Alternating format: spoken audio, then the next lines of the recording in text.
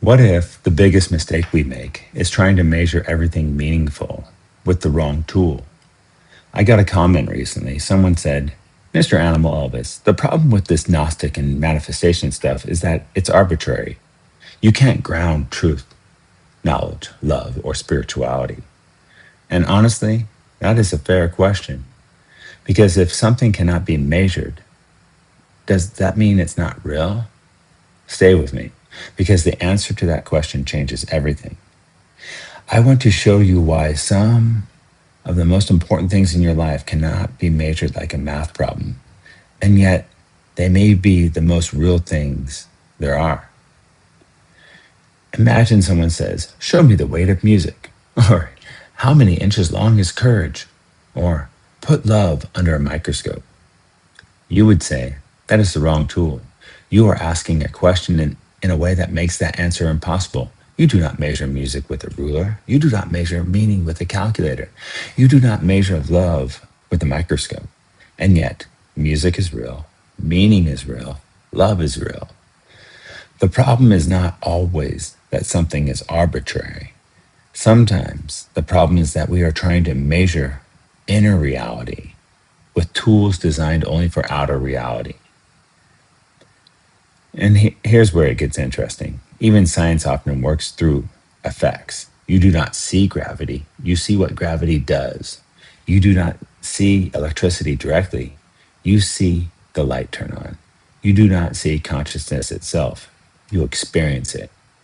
You cannot prove that someone loves you with a laboratory test, but you can see what love produces. Their actions, their sacrifice, their patience, their care. Judge the tree by the fruit.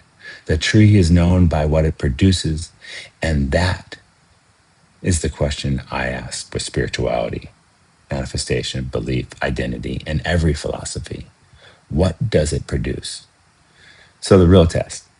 If a belief makes you more peaceful, more honest, more courageous, more responsible, more loving, more willing to face reality, go after that belief. That belief is producing something real. And if a belief makes you more delusional, more selfish, more fearful, more harmful, more disconnected from reality, well, then it's producing that too. So this is why I do not believe that every spiritual idea is automatically true. Some are useful, some are nonsense. Some help people grow, some help people escape. The real test is not, can I prove this like a math equation? The real test is, what does this make me become? Because your beliefs become your actions become your habits become your identity, and your identity becomes your life. You are already manifesting. You are already assuming an identity, and that is affecting your actions and your habits and reaffirming your identity. So you are already manifesting. The question is, into what? Here's the truth. Many people say they only believe in what can be proven.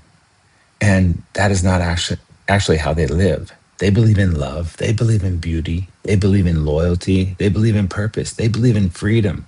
None of those things can be fully held in your hand. And almost everyone lives for them.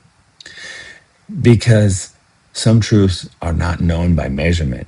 They are known by experience, by direct encounter, by living them, by watching what they create. My father used to teach me something powerful. Sleep on your problems. Imagine them solved. Wake up and see what becomes possible. That is not magic. That is training your mind to look for possibility instead of defeat. I've talked about this before. You are already manifesting. You are already training your mind. The only question is whether you're doing it consciously or unconsciously, and for what purpose. So if someone says, this is arbitrary, my response is, maybe. Or maybe you are trying to measure something meaningful with the wrong instrument. And if you believe it is arbitrary, then so it is for you.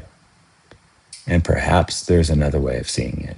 Perhaps the better question is not, can I prove love? But what happens when I live from it?